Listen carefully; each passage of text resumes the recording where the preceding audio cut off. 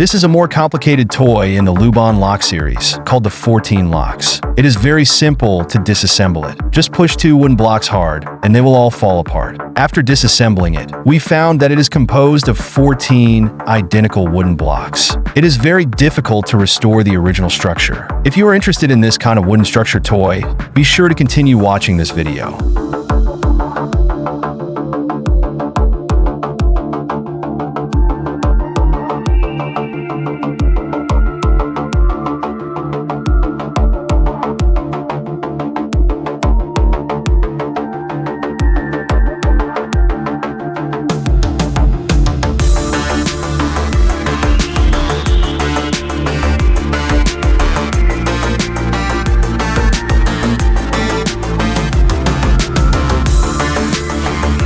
It is restored to its original state like this. Do you understand?